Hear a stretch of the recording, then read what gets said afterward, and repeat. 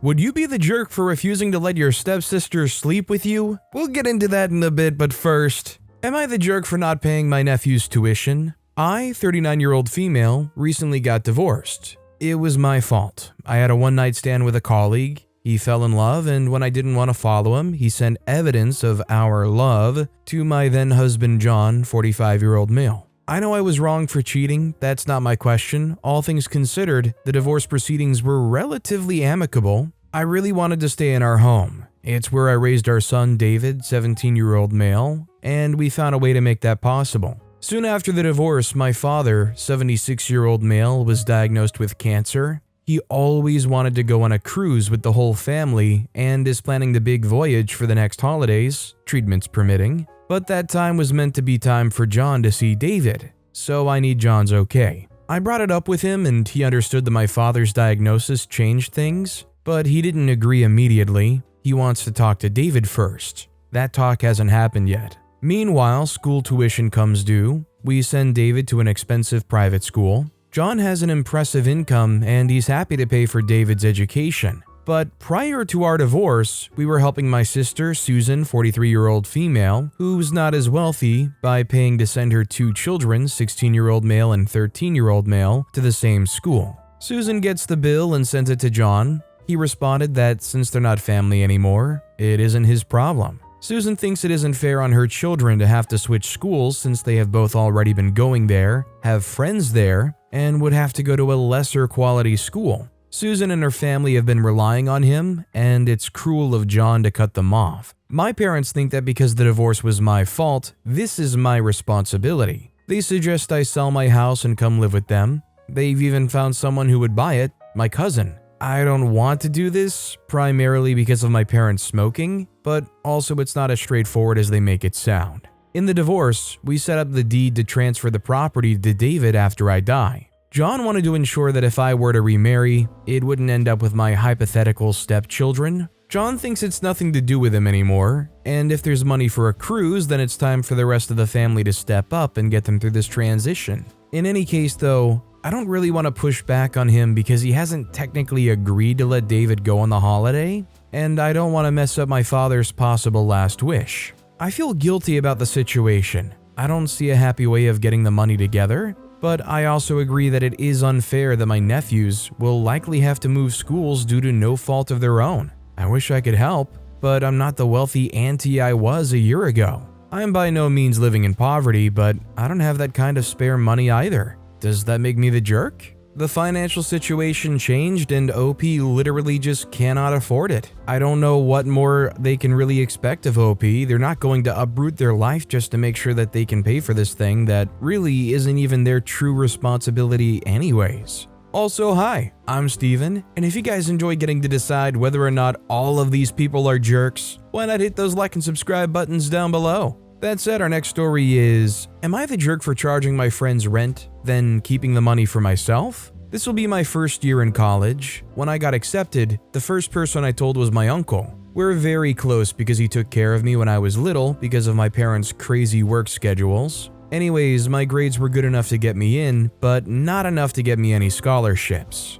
That means I'll have to take out loans for tuition and work for my expenses. When my uncle found out, he said I should just concentrate on school instead of working. But my dad, his brother, said that money is tight right now, so my parents can't help me out as much as they want to. My uncle has investment properties all over the place, so he said it's not a big deal for him to buy another one near my campus, which he did. Then he had contractors renovate the house, so everything in there is brand new. He even had them install a bay window in the master bedroom just for me, and I got to pick out everything else like the carpet and counters. He told me he wants me to concentrate on school and not work. Instead, I can be his landlady and rent out the other 3 bedrooms and keep that money to fund my expenses. I have a group of friends who are attending the same school, so I made a deal with them. Studio apartments are going between $900 to $1,500, not including utilities, around the campus, with expensive ones being closer. My uncle's house is 1 street over from campus, so I can literally walk to class every day. I'm charging my friends $700 per room, or if they double up, $350 per person per month,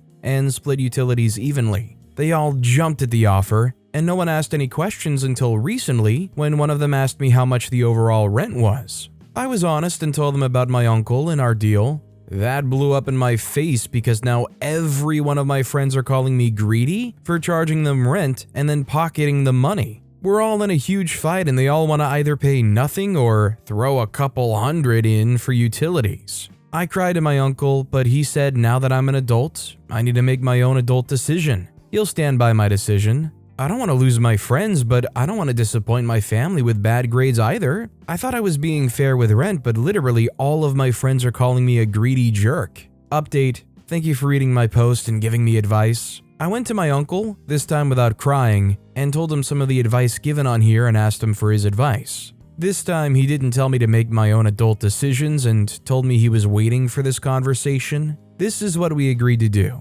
I texted all of my friends, former, and told them because of the arguments and hurt feelings, we can no longer live together. My uncle offered to work out a lease for me in the beginning, but I refused because these were my friends. Because no one signed a lease, we didn't have to break any. I was worried about them suing, but my uncle said that the law in our state requires anything to do with real estate being in writing. Unlike other situations, real estate deals cannot be oral, so I'm good. This time I took him up on the offer of creating a lease for me to have new tenants sign. We spent the morning researching rent prices and making ads. My friends and I made the agreement at the beginning of summer. Now that there's only a couple of weeks left until school starts, we found almost nothing within 3 miles of campus. There were some options further out, but nothing was cheaper than $1,200 for a shared room, and that was in an old house with window AC units and 5 miles from campus. When the house was being renovated, my uncle had central air and heating installed. We came to a rent price of $1,300 and placed ads in several places including Facebook. Within an hour, I got a dozen messages. It's 4 p.m. now and I literally have over 100 messages. Many of them don't even need to see the house in person. Based off of the pictures and location, they want to submit their application today. Some even offered to send me the deposit, and one person said her dad will pay me the full semester amount today. My uncle gave me some advice, and that was exactly what you guys said. Never mix money with friends, or I might lose both and never tell anybody my business. He told me not to lie, just keep quiet. Thanks again, and have a great weekend, you wonderful people. So the thing I'm tripping up on, obviously OP's not the jerk, but if these people were good friends, they would understand that although, yeah, it sucks that you might not get some preferential treatment deal, which they already were getting, $700 per room is a fantastic deal. Real friends would have been able to understand. This next story is, am I the jerk for telling my dad my stepsister broke the laptop he got me? I'm 17-year-old female. My dad bought me a mid-range laptop for my birthday since I'm starting college in September. It was a combined Christmas, birthday, graduation gift because he's not exactly rolling in cash, and he has 4 other kids that he's a single dad to, so it was a big gift. My stepsister Janice is 20-year-old female. She does a part work-from-home job that requires a computer and laptop, but hers broke and was in for repair, so she borrowed mine on Monday and Tuesday. On Tuesday, she was doing something on the laptop while walking downstairs and tripped. Luckily, she's okay. She has some mild bruises, but no major injuries. My laptop did not have the same luck as Janice. The screen looks like someone burst a pen and smeared it everywhere, but thankfully there's no damage to anything internal. She's refusing to get it fixed for me though, on the grounds of she can't afford it and my mom and stepdad won't pay to get it fixed because they didn't break it. Which is fair, I guess, but it has me really angry because I'm starting a graphic design course in 3 weeks with no laptop. I was venting about it on the phone to my dad earlier, and my dad's upset with me and even more upset with himself that he can't help me get it fixed. But he's also angry with my stepsister for breaking it. He texted her without my knowledge after and said he'd be able to pay 1/3 of the cost to fix it if affording to fix it is the issue. Janice came into my room and reamed me from a height for telling my dad she broke the laptop, since it was an accident and she didn't mean to. She said it was none of his business what happens in this house, and she never wants to hear her name come out of my mouth again. She also said she had planned on saving up to help me fix it, but now wasn't going to bother because I'm a snitch. Am I the jerk? You're definitely not the jerk for saying, hey, so-and-so accidentally broke my belongings, I'd like to get them fixed somehow. How does that make you a jerk? She's just embarrassed or ashamed or doesn't want in any way to feel guilty enough to be held liable to help try to get this thing fixed. This next story is, am I the jerk for making a white people version of food for a potluck? I'm from an ethnicity that loves hot, spicy food. My dad in particular grows his own peppers because he can't find any that are hot enough locally. I can't eat what he prepares for himself. My husband and I are attending a potluck with a group of his friends this weekend. He asked me to make our contribution to the potluck and to please make something for my country. No problem. I like cooking and I asked my mom to help. We had fun. My sister also pitched in. I made lots, so there was food for us tonight and food for the potluck tomorrow. We made 2 batches. One was about as spicy as buffalo wings. The other was much hotter. My husband came home and we all sat down to eat.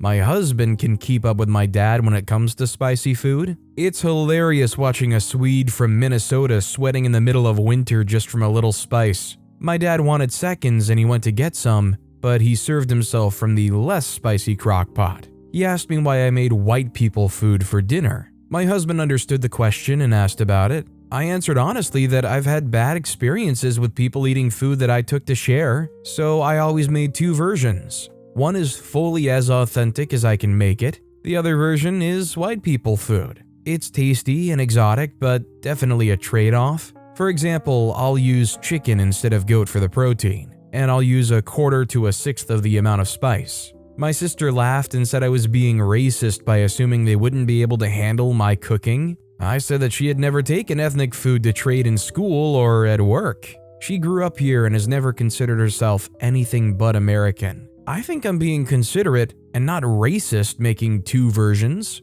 So, admittedly, as a white person that cannot handle spice, I don't particularly care at all about chicken versus goat, but I would care about milder versus something that I feel is going to burn my tongue off, whether it does or does not pertain directly to my whiteness. Our next story is, am I the jerk for singling out my boyfriend who never tips the server at a restaurant? My boyfriend, 40-year-old male, myself, and 3 other friends went out for dinner a few days ago for some burgers and alcohol. We had a great time, service was great, and the experience was very enjoyable. It was time for us to pay our bills. All of us paid separate checks. When we were all getting our credit cards out to pay, I said out loud to everybody, just simply as a conversation, "Make sure to tip our waitress. She was amazing. Don't be that type of person who doesn't tip. Come on, guys." Not going to lie, I gave my boyfriend a blank stare when I said that. My boyfriend never tips. He's one of those people where he only wants to pay what is on the bill, no more, no less. I have had conversations in the past with him explaining to him on the etiquette of tipping your waitress, since they only make $1.37 an hour where we live and they literally rely on tips, but he does not care. Anyways, back to the restaurant. None of our friends caught I was looking at my boyfriend because they were all focused on grabbing their credit cards, and they simply didn't know that he's not a tipper. As usual, my boyfriend did not tip the waitress, but myself and everybody else did. We said goodbye to our friends and went home. My boyfriend and I took the same car home. He brought up the situation to me in the car. He said, "I knew you were singling me out at the restaurant when you brought up the tipping topic. I saw that look you gave me." I apologized immediately since he didn't sound very thrilled based off of the tone of his voice. I expressed my concern once again on how I felt about him never tipping. As usual, he tells me how he literally does not care about tipping and never will anytime soon. The topic changed from there. I've been thinking about this situation all week. Am I the jerk for this? Or do you think everybody sucks here? I really don't think OP's the jerk here. In that environment, you really do and need to tip. Although I will say I think tipping is one of the dumbest things ever. Not the act of doing it, but the fact that we have to do it. Personally, I feel like everybody should just be paid an actual living wage, including waiters and waitresses. Sure, it may make the cost of eating out go up a little bit, but you just factor in that that's the tip it being included. I feel like if you go out to eat, you should just pay what it costs to go out to eat. This next story is, am I the jerk for giving my mom the silent treatment after I found out she was pregnant? I'll try to be as direct as possible. I, 20-year-old female, always had a complicated relationship with my mother. Throughout my childhood, she always had problems with addiction. Basically, what I remember from my childhood with her is living with her until things got so bad that our family had to step in. Moving in with them, my mom got better, and then moving back in with her only for her to get worse, and the cycle to start all over again. However, since I was 13, I live with my uncles. They are incredible and they always have been the parents I needed, but since then, my mother has not asked me to stay with her again. My uncles always explained that she had a disease and her leaving me with them was proof of her love for me. You can imagine that my relationship with her has always been complicated, but I've always tried to understand that this is something that's out of her control. In the last months, she's been on a good streak again, stopping all that crap. She's moved in with a new boyfriend and he seems to be someone that wants to help her out. We don't see each other much, but I try to call her at least every 15 days, and my parents always try to report to me about her improvements. However, last week, after a long time, she was the one that called me and asked me to go out. I tried not to get too excited because I already know what she's like, but at the same time, I was happy. When we met, she explained how her boyfriend has helped her to cut 100% contact with anyone who influences her to go back to addiction, and how she wants to be a better person. She even started therapy and went to rehab for a while.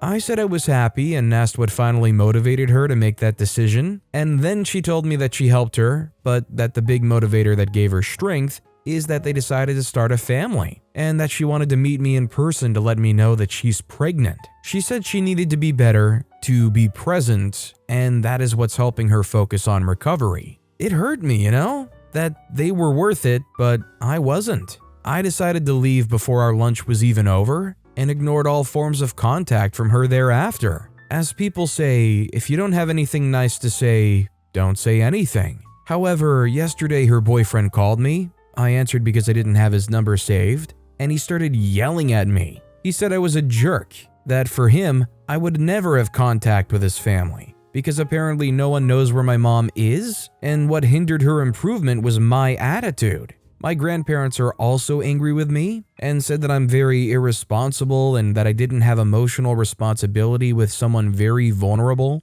My parents said I didn't do anything wrong, but I have my doubts. OP's definitely not the jerk here. They did nothing wrong. It's great that she's recovering, but OP's feelings are valid and they didn't even intentionally do anything to try to harm them. I mean, you let somebody down throughout their whole entire life, and then after all of that show up and say, look, I'm turning things around, isn't it great? You can't just expect for them to flip that switch too, especially when what's turning it around now is something that they feel they should have been good enough to be back then before it all started.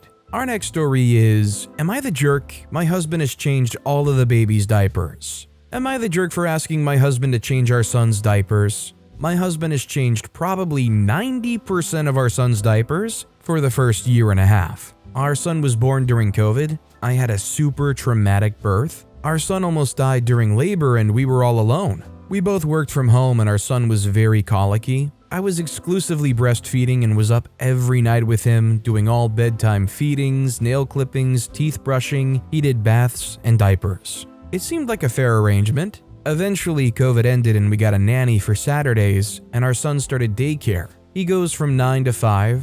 My husband started leaving for the day for work. I asked him to change the diapers when he was at home because our son, who's in the 100th plus percentile in height and weight, was hard to manage for me. I got by on days when I was alone, but it was definitely difficult. Even when my mom would visit, she would have a hard time with the diaper changing. And she works at a childcare facility because he was big and unruly. Now our son is 3 and almost fully potty trained. He wears a diaper overnight. So we put a diaper on at night and take it off in the morning, and I'm pregnant again with a really bad nausea. So I've asked him to get the baby ready in the mornings, as I'm usually choking back the vomit. My husband has decided he will not change any of the future baby's diapers and has become very resentful, saying that it was totally abusive and abnormal for him to change so many diapers through our son's life, and that other dads don't have to change so many diapers. It's not like I've changed 0 diapers. I've changed diapers anytime he wasn't home.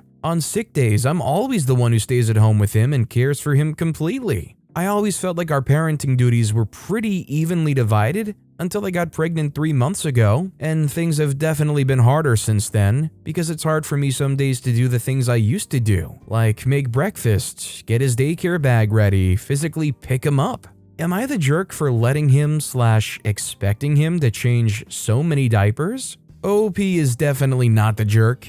I mean, just from a physical standpoint, it made the most sense for this to be the arrangement. I just don't understand where he's coming from. I would like to see a little bit better communication from him on his feelings and why these things are going on. Is it just he just doesn't want to do any more work? He feels like he's completed his tour of duty? No pun intended. Our next story is, am I the jerk? Friend invited me to his buddy's bachelor party weekend. I couldn't go because of work. Now wants me to pay for my share of Airbnb. My longtime friend invited me to his buddy's bachelor party weekend at a house near the beach. I've met Bachelor only a handful of times. Same with a few of the other people attending. Some I didn't even know. I think my buddy invited me because he wanted to spend time with me because we don't see each other that much. And I also think he wanted to lower the cost of the Airbnb. He said I would have to pay $337 for my part of the Airbnb, which I was fine to pay. The day before leaving, I got a call from my job that required me to work the Friday they were leaving,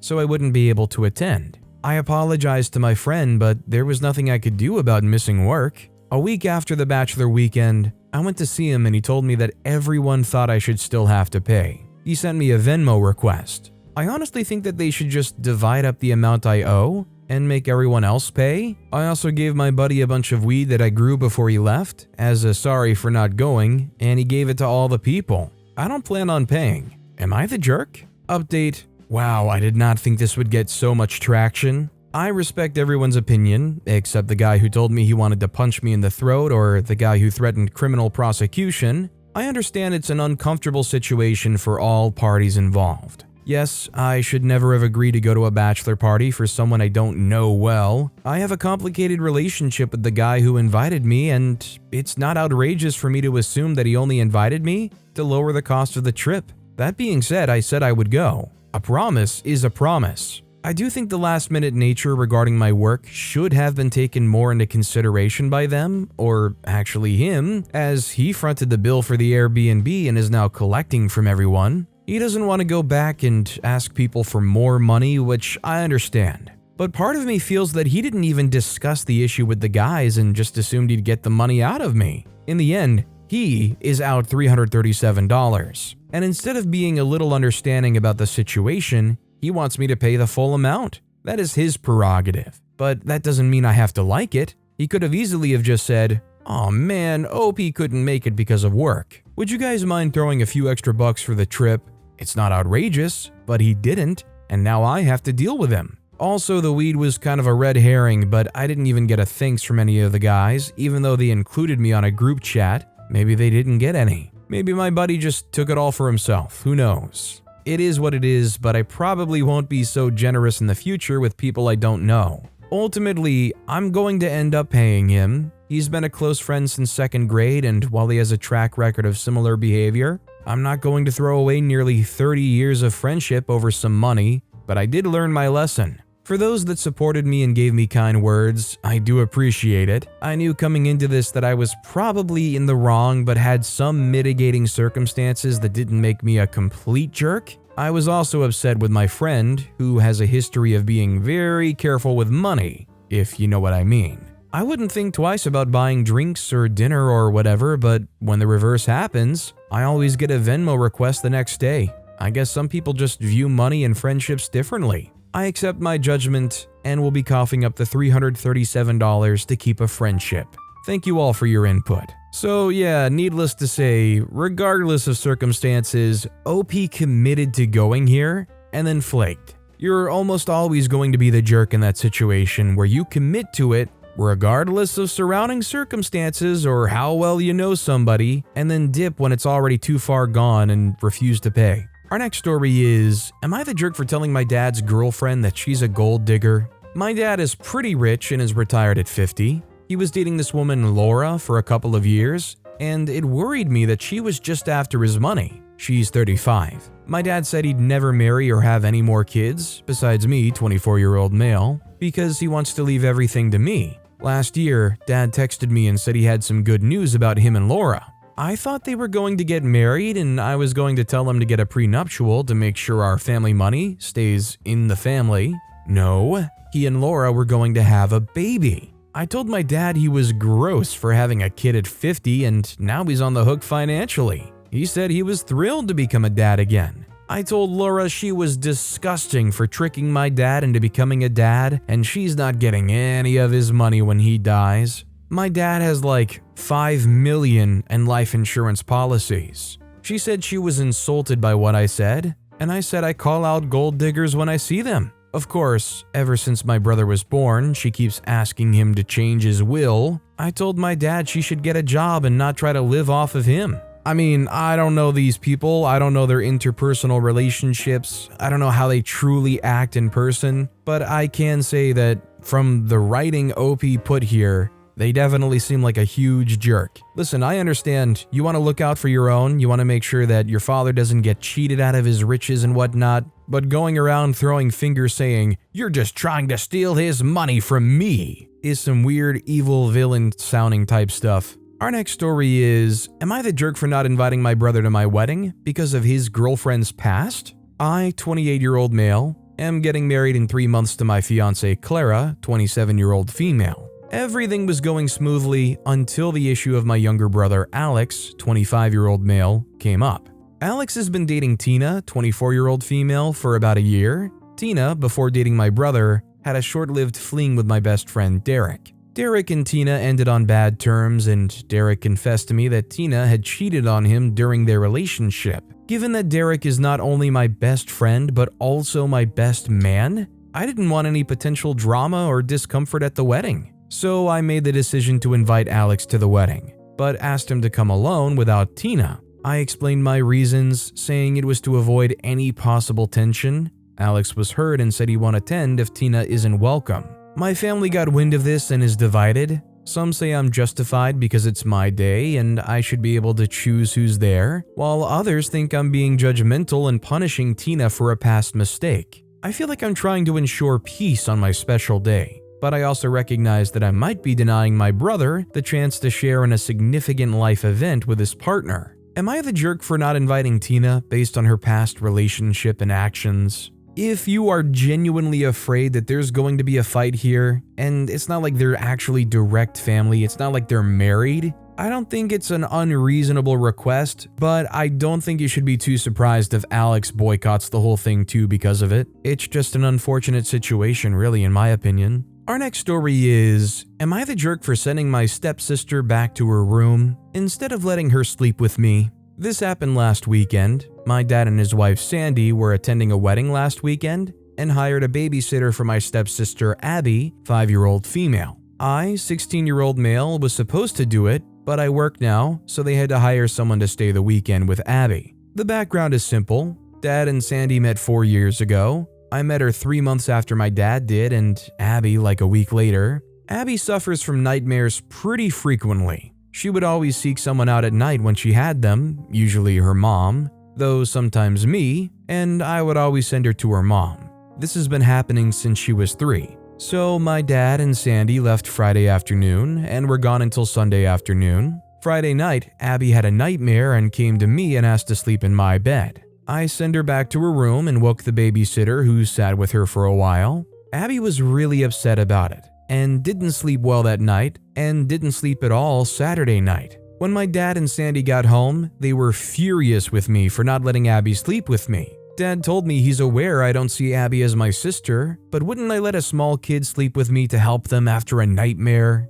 I said no, I would not be comfortable with that. He told me it's something I should get comfortable with for Abby's sake, so she can have a good brother to rely on. I told him that was not something I was going to work on. That other than Abby, I doubt I will ever be asked by a kid unless that kid is my own, and that will be different. Sandy said it was my job to help her kid, and that I made last weekend heck for her daughter. All week, Dad and Sandy have been ticked about it. My mom died when I was 6, and I don't have extended family, so I haven't been able to talk about this with anyone. Am I the jerk? It is in no way OP's responsibility to allow her to sleep in his bed to be comforted during the nightmare issues. Not only that, a lot of people would say that it's definitely inappropriate, and it's especially weird if you yourself say, no, I'm not comfortable with it, and they keep trying to push for it. But with that being said, that's all the time we have for today. Now, if you want to hear another absolutely crazy Am I the Jerk Here story, check out that video on the left. Or if you missed my latest video, check out that video on the right. That said, I'll see you all next time with some more stories.